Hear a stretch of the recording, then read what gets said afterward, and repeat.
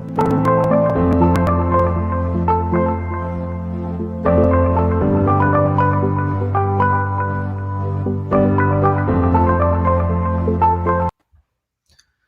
Tuesday morning, Dave Fanale. Good morning, Mark Stein. How the hell are you, man? I'm doing well. Welcome to our morning show, episode 32. 32. Yeah, right. We're going to get to 100 pretty quickly if we keep going at this rate. I don't want to get to 100, Mark, unless it's like once a week after we get out of this. It's funny. That's what we said, right? Right. That's what we said. We thought we were going to do this for 2-3 weeks, and now here we are in week 6 or 7 at this point. So I think it's 7. Yeah, just amazing. So what's going on in the world of real estate these days? And I mean, there's a lot of people talking about, it's not going to be the same, or it is the same, or it's better. I know in Texas they say that the housing market is on the rise, which is kind of weird. Yeah. So I mean, I've talked to agents around the country. A lot of them in Florida who are somewhat back to normal in terms of showing houses. They may be wearing masks. Some of them are not. Some of them are just showing houses and going about their business. Certain areas just were not as affected as we were here in the Northeast. Right. There's some agents in Nashville that are showing with gloves and masks on, but they've been showing houses this entire time.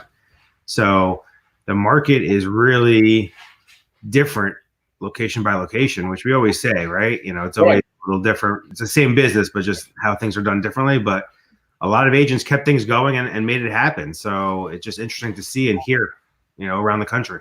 Yeah, the headlines all over the country. The Texas home sales are still on the rise despite COVID-19. And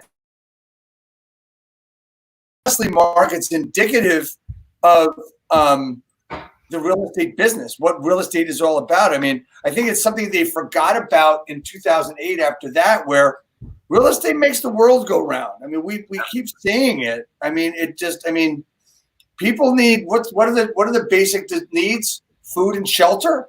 Right. So supermarkets are open and real estate agents are working. Now, in some states, they're not allowed to work. So who knows, what is going to be from that. But I can tell you up here, there are buyers looking for houses, right? There's a lot of people coming from Manhattan, New York in general, other cities who are looking to be in the suburbs. And so housing is in demand. The biggest challenge is, how do you list a house and show it safely to make sure everyone's okay and that the deal happens? So those are the concerns. But I think that the market itself is somewhat strong. It's just a matter of when we can get back to a normal listing and showing routine. Right. And what we're seeing is, I mean, there's a lot of positive talk in the headlines today, which I'm going through as we're talking, is, they're not saying that the pandemic is a game changer. They're saying that it's just a game shifter, right? So big shifts in how things are done, I would imagine. So, I mean, what are some of the ways that you've seen? I mean, it's obvious virtual tours and stuff have been, I mean, they honestly 10 years ago, oh yeah, I got a virtual tour. People would say, so what? Now, big difference, right? Well, I'm excited because it actually pushed our industry and the agents who didn't want to embrace technology to embrace technology, right? There's many of us who have been pushing technology for the last, 2, 3, 4 years, and a lot of agents were fighting it. And now it's like, well, if everyone's doing it, I guess I have to do it, right? I have to do it in order to survive. So they've all adapted to technology in a very quick way, which is nice to see that, the level of real estate and the level of commitment now to this business is coming across, where everyone is trying to make it work for them and using the technology available to service their clients. Yeah. One of the interesting things is that I mean, you and I talk to a lot of agents every week, and, I spoke to a couple yesterday. One was a new agent that doesn't know much about technology and is afraid. And another one was an agent that's been around for a while that's always been stuck in that get ready syndrome. And now it's like there's not before it was a fear. I think now it's a panic when agents don't know what they're going to do and how they're going to move forward. I know there's excuse me, there's plenty of agents in the area that are working every day and prospecting every day. Right. Listen, there's agents who are, committed to the business as a lifestyle, and they're going to continue to succeed, right? Those are the good agents in the world today that are communicating with their buyers and sellers, that are communicating with other agents, which are communicating with their coaches, right? Who are committed to making sure that themselves and their business is successful no matter what's going on in the world. Exactly. But really, is it any different than it has been? I mean, you're going to have that same group of people that are always going to, they're going to be on, let's call it the quote unquote cutting edge. When we talk about technology is one thing, but when we talk about actually doing business and learning more and always being where they need to be to build their business, are we seeing a difference there, or is it the same bifurcation of agents not doing business? I think you see a little bit more than the usual because people are looking for something to do. Right. But again, it's highlighted more now because you're only seeing now the top agents. You're not seeing everybody else, right? You're not seeing the agent that's going to show a house here and there. You're only seeing the people who are being active, and that's why it's highlighted more now than it was 6 months ago. So yeah. Do you think the difficulties are? Do you think the difficulties are in their head? Do you think it's fear? Do you think it's okay? If it is fear, is it fear of the unknown of doing the technology, or is this whole pandemic got them like all messed up? I think it's a combination of a lot of things. Part of it's fear, part of it's survival instinct for some, right? We're like, oh no, I got to survive. I got to figure out what to do. I got to make it happen. I think there's a combination of a lot of things going on. A lot of it's just mindset, right? You and I talk about this all the time.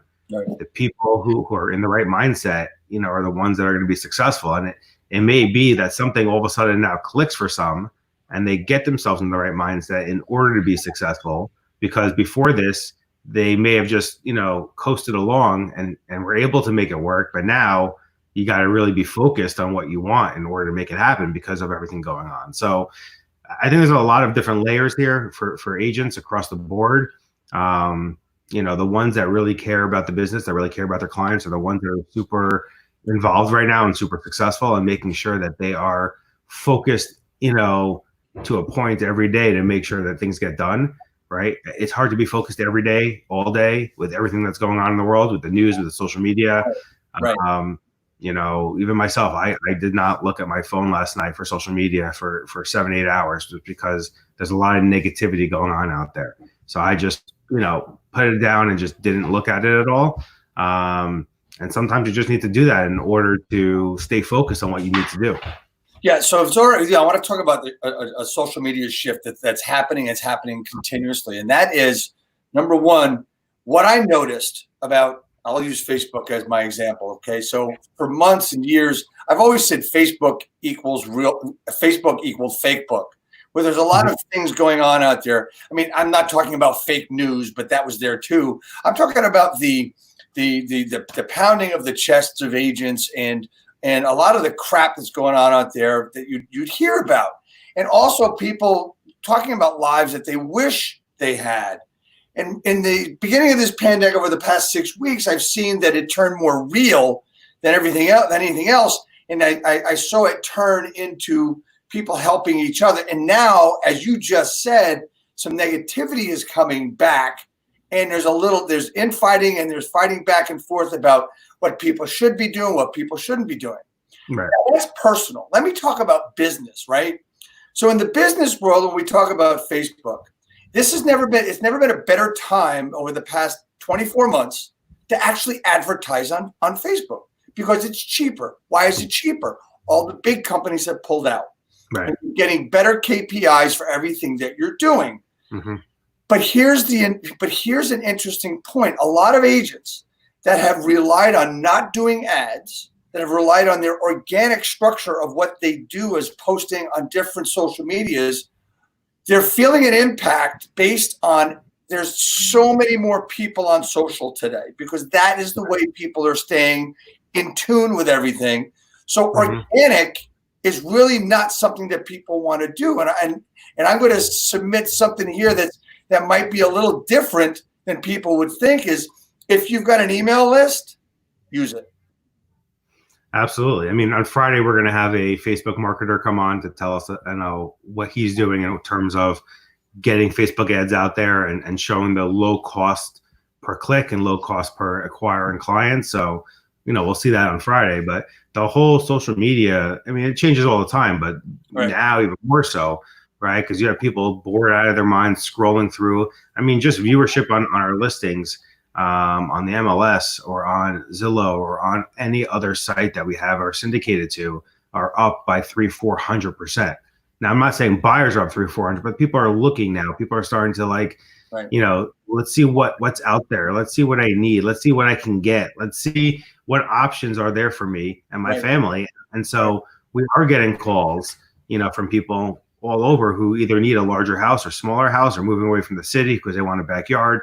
There's multiple different reasons why we're looking at real estate right now. So, I think that once there is a little more relaxed here in terms of showings in New Jersey, we'll start getting a lot more activity. We see it happening in other states, right? We talk to the agents where things are a little more relaxed there, and they're showing as if things were normal, like they're listing houses, things were normal. So it's different across the board, which is just interesting to watch it play out and see how things go. But talking about playing, right? You and I are big sport fans, right? So, what's going on with the sporting world? Well, right now, it's I get a daily feed from Major League Baseball, and they're really not talking in their feeds that they send out for morning information about really anything. What they've done is, I think they've done a very good job in keeping people's interest in the game. However, they were talking a while ago about coming back with no fans and quarantining the entire team. I don't think that's going to happen where you're going to quarantine a team away from their families for 4 months. So MLB really does not have a schedule that they're even thinking about. I believe they're just holding out to see what happens with how states open and where it's going to be. I do believe that we'll have baseball this summer. I just don't know what it's going to look like.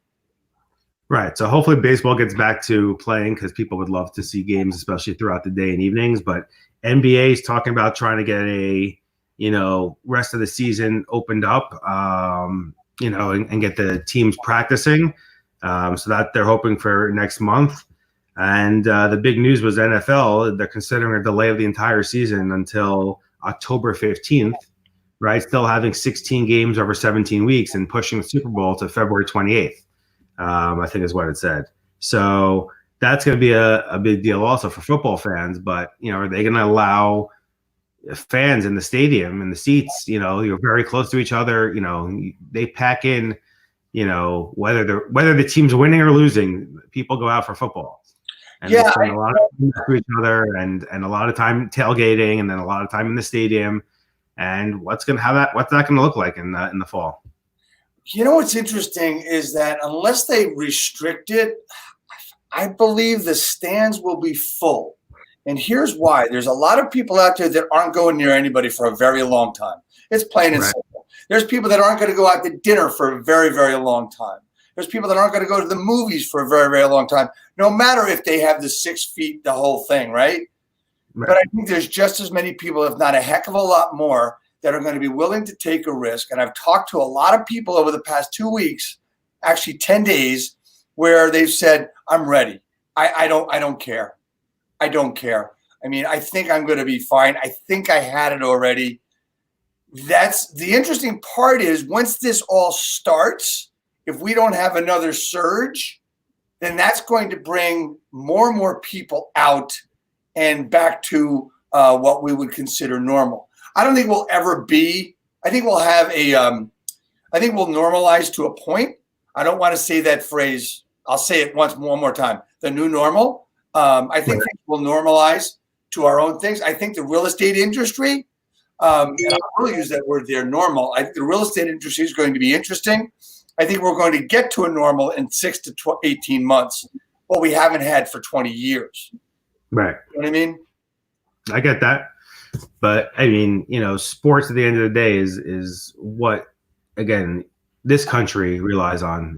If you talk to any real estate agent from anywhere in the country, there's at least one, if not two teams that they follow, right? Men, women, people are into sports. People are into things like, Right. I was talking to an agent yesterday who turned me on to this, that the Kentucky Derby, which is a huge racing event for Right. horses, Right. is moved to September 5th, right? That's a big deal because this is something that people look forward to in May, year after year after year. Right. And horse racing is not a sport that's necessarily someone follows all year, but the Kentucky Derby, everyone follows. It's huge. It's huge. There's parties there. People do events around it. I mean, I know for weeks. I know some friends of ours did an event in Ohio, right? The week of last year. For the Kentucky Derby, they went there. So let's talk about another sport which is interested, which a lot of fans would be interested is golf, right? The PGA Tour. Right. They're expected to announce this week that they're going to resume their tour season on June 11th with the Charles Schwab Challenge, and that's going to be June 11th to June 14th.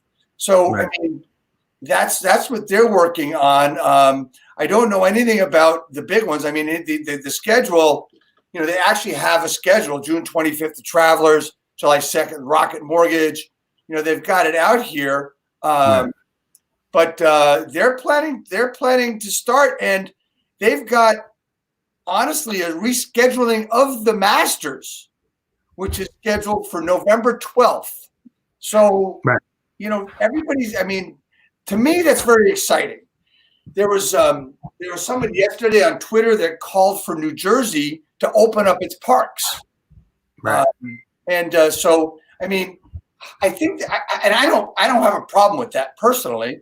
But that's everybody's got their opinion on that. What do you think about that? Yeah, I mean, I read an article yesterday that they are talking about opening up all the restaurants on the boardwalks, but you can't spend time on the boardwalk. The restaurants are going to be allowed to open for takeout and delivery, where you have to go pick it up and take it out. But once people are on the boardwalks, people can go to the beach, right? They're going to have to find a way to open up all these different places for people to spend time, yes, with physical social distancing, but people are going to want to be outside as the summer, comes and it gets nicer out, and people have been cooped up for weeks, if not months, in their houses, so they need to figure out how to open up the parks and open up the beaches sometime in May or June so that people can get outdoors and spend time in the fresh air and to get the sun.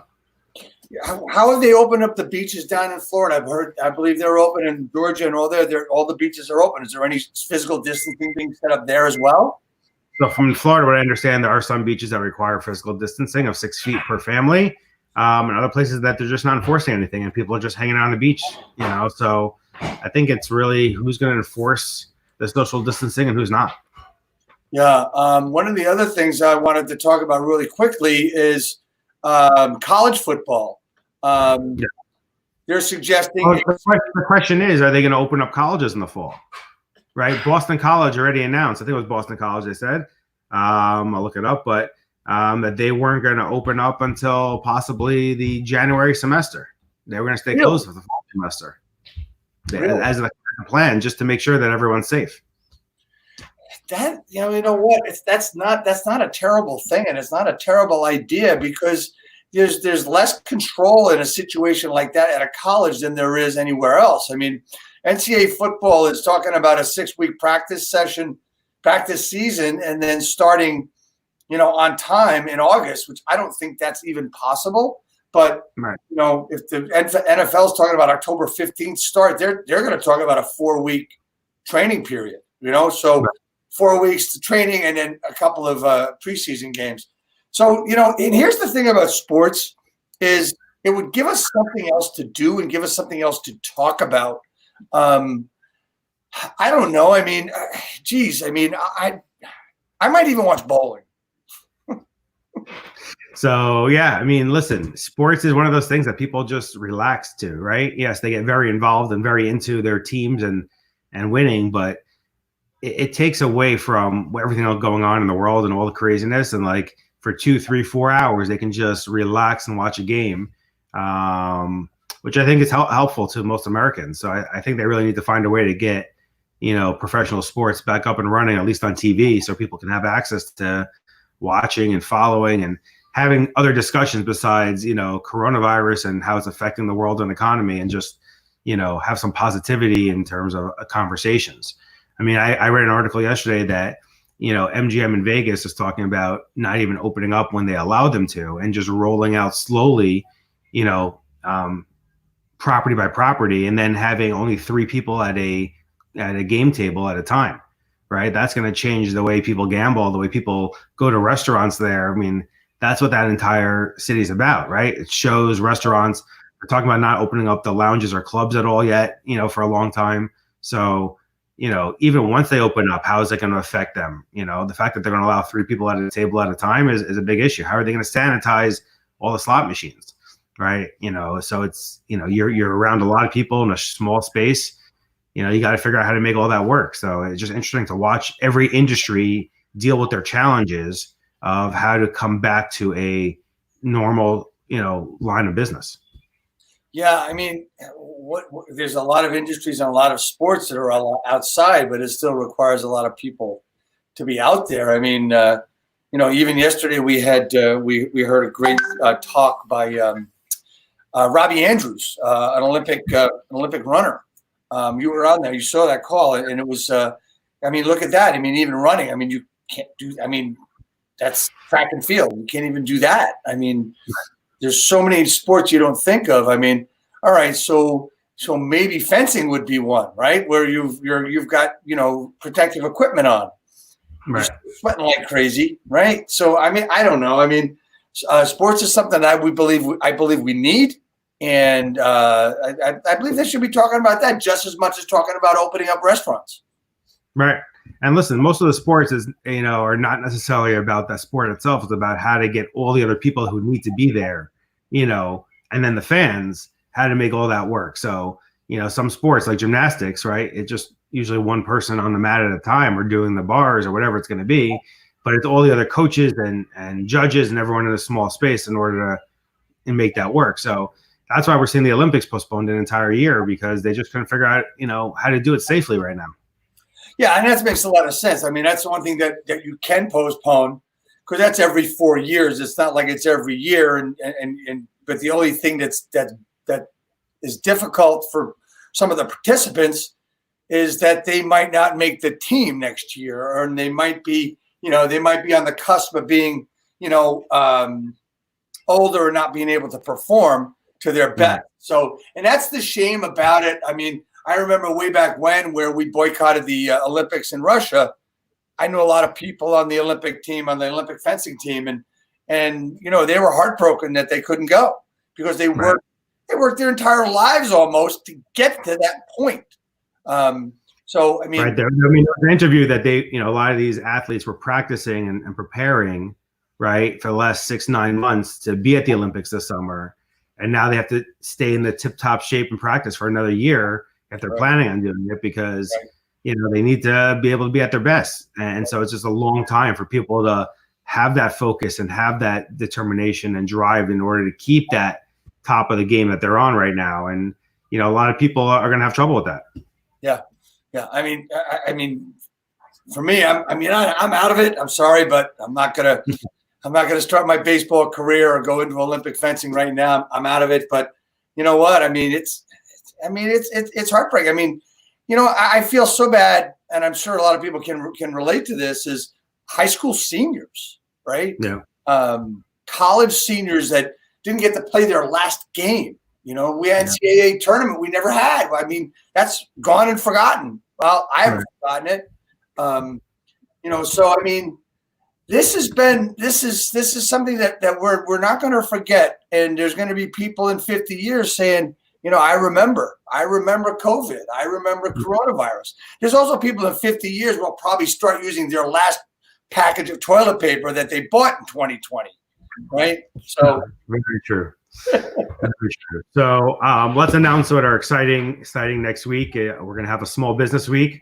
Yep. The entire week. If you are a small business or know of a small business that wants to come on the show and talk about what they do, and whether it be a restaurant or whether it be a small shop or whether it be a flower shop, whatever it is in your town, in your community, if you are a small business, reach out to one of us. Let's get you on next week. Let's hear about what you're doing right now, what we can do to help you. Sometimes, as customers, we don't see everything that we can be doing for our small businesses. But if you come on and tell us and tell our viewers, that would be helpful. So we'll be advertising it all week, but next week, Small Business Week with us. Yeah, I can't wait. It's going to be fun. I mean, I'm going to contact a lot of people I know in the Southern Bergen County area to see who wants to come on. But that should be a good week with a lot of different people. Yeah. So listen, everyone, have a great day today. We'll see you back here 8:45 tomorrow morning. A lot of great guests coming on the rest of the week. So tune in and we'll see you soon. As always, it's my pleasure to be here. I'm hoping we have some value to people and we keep giving as much as we possibly can and whatever we can do. Mark, thank you for everything you do for me and for this broadcast. Thanks. Have a great day, everyone. Take care, everybody.